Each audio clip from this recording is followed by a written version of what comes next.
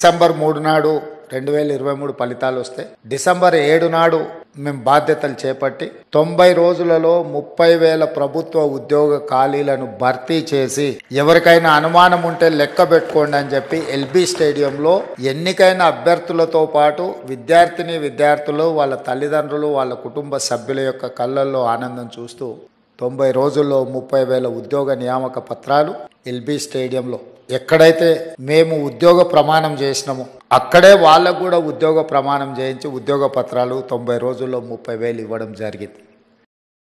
ఇక్కడ విడ్డూరం అనిపించేది ఏంటంటే కాంగ్రెస్ ప్రభుత్వం వచ్చినాక రేవంత్ రెడ్డి గారు 30,000 ఉద్యోగాలు ఇచ్చినానని ఊదరగొడుతున్నాడు. వాళ్ళ అభ్యర్థులు వాళ్ళ నాయకులు కూడా నిస్సిగ్గుగా అదే అబద్ధాన్ని వల్లవేస్తా ఉన్నారు. నేను మిత్రులందరినీ కోరేది ఏమంటే మీరు 30,000 ఉద్యోగాలు ఇచ్చిన మాట వాస్తవమే అయితే ఏ తారీఖు నోటిఫికేషన్ ఇచ్చినారు, ఏ తేదీన నోటిఫికేషన్ ఇచ్చినారు, ఏ తేదీన రాత పరీక్ష పెట్టినారు, ఎప్పుడు మరి పరీక్షలు పూర్తయినాయి, ఎప్పుడు మరి అపాయింట్మెంట్ లెటర్లు వచ్చినాయో ఒక్కసారి తెలంగాణ నిరుద్యోగులకు చెప్పాలని చెప్పి నేను వారిని డిమాండ్ చేస్తాను. ఇక వారు చెప్పరు కాబట్టి నేను చెప్తాను. ఇవాళ రేవంత్ రెడ్డి ఇచ్చిన 32,000 ఉద్యోగాలని చెప్పి ఏదైతే పచ్చి అబద్ధం చెప్తున్నాడో ముఖ్యమంత్రి స్థాయిలో ఉంటూ కూడా తెలంగాణ యువతను ఇవాళ అమాయకులు ఇలా తెలివి లేదనుకొని ఇష్టం వచ్చినట్టు రేవంత్ రెడ్డి గారు అబద్ధాలు చెప్తున్నాడో ఆ విషయంలో రేవంత్ రెడ్డి గారి దుర్మార్గాన్ని బట్టబయలు చేసే ఇది ఉద్యోగుల ఆయన చెప్పిన ఉద్యోగాలు ఆయన ఇచ్చిన ఉద్యోగాలు అని చెప్పుకుంటున్న వాటికి పరీక్షలు ఎప్పుడు జరిగినాయి, ఎప్పుడు నోటిఫికేషన్ వచ్చిందో నేను చెప్తాను మీకు. గురుకులాల్లో టీజీటీ అదే విధంగా పీజీటీ 9,210 ఇది పోస్టులు మొత్తం ఆనాడు మరి టీఆర్ఎస్ గవర్నమెంట్ ఉన్నప్పుడు కేసీఆర్ గారి నాయకత్వంలో ఏప్రిల్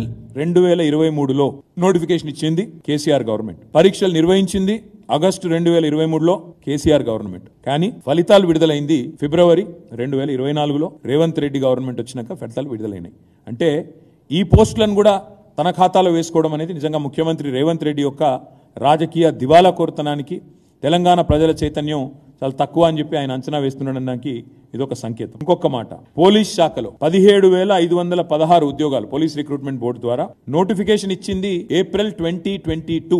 అంటే 2022 ఏప్రిల్లో పోలీస్ శాఖలో 17,516 ఉద్యోగాలకు నోటిఫికేషన్ ఇచ్చింది కేసీఆర్ గవర్నమెంట్. పరీక్షలు నిర్వహించింది జూన్ 2023లో, ఫలితాలు వచ్చింది అక్టోబర్ 4, 2023.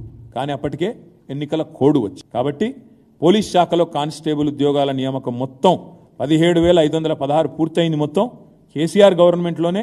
కానీ ఎన్నికల కోడ్ రావడం వల్ల ఆ రోజు మేము ఆ కాయిదాలు ఇవ్వలేకపోయినాం. ఇవాళ ఆ కాయిదాలు ఈయన ఇచ్చి నేనిచ్చిన ఉద్యోగాలని చెప్పి బుకాయించే ప్రయత్నం చేస్తూ ఉన్నాడు. స్టాఫ్ నర్సులు 5,204 పోస్టులు నోటిఫికేషన్ ఇచ్చింది డిసెంబర్ 2022, డిసెంబర్ 2022. పరీక్షలు నిర్వహించింది ఆగస్ట్ 2, 2023. అంటే కేసీఆర్ గవర్నమెంట్ ఉన్నప్పుడు ఇవన్నీ పూర్తయినాయి. రిజల్ట్ ఎప్పుడు వచ్చింది కాకపోతే డిసెంబర్ 23, 2023. అంటే డిసెంబర్ 7 నాడు కాంగ్రెస్ గవర్నమెంట్ వస్తే ఒక 16 రోజుల తర్వాత ఈ రిజల్ట్స్ వచ్చినాయి. ఈరోజు అవి నేను ఇచ్చినా అని చెప్పి రేవంత్ రెడ్డి గారు బుకాయించే ప్రయత్నం చేస్తున్నారు. అదే మాదిరిగా ఎస్ఐ ఏఎస్ఐ పోస్టులు 587 పోస్టులు ఏప్రిల్ 2022లో నోటిఫికేషన్ వస్తే ఏప్రిల్ 2023లో పరీక్ష పూర్తవుతే ఫలితాలు ఆగస్ట్ 7, 2023 వచ్చినాయి.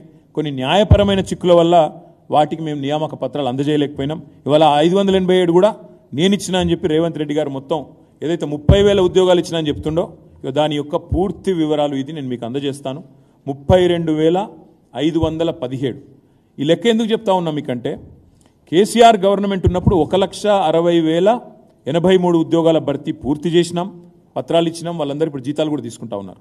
వాటితో పాటు ఈ 32,517 ఉద్యోగాలు కూడా కేసీఆర్ ప్రభుత్వంలో ఇచ్చినాయి. అంటే మొత్తం కలిపితే 1,92,600 పైచిలకు ఉద్యోగాలు కేసీఆర్ ప్రభుత్వంలోనే భర్తీ పూర్తయినాయి. ఇది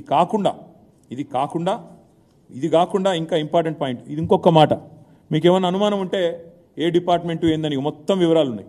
ఏ డిపార్ట్మెంట్లో ఎంత పూర్తయింది, టీఎస్పీఎస్సీ ద్వారా ఎంత, టీఎస్ ఎల్పిఆర్బి ద్వారా ఎంత, అదేవిధంగా రెసిడెన్షియల్ ఎడ్యుకేషన్ ఇన్స్టిట్యూషన్ల ద్వారా ఎంత, మెడికల్ రిక్రూట్మెంట్ బోర్డు ద్వారా ఎంత, డిఎస్సి ద్వారా ఎంత, మొత్తం అన్ని వివరాలున్నాయి. నేను సోషల్ మీడియాలో కూడా పెడతాను, మీకు కూడా కాపీస్ ఇస్తాను. దయచేసి చూసుకోవాలని చెప్పి కూడా నేను విజ్ఞప్తి చేస్తా ఉన్నాను.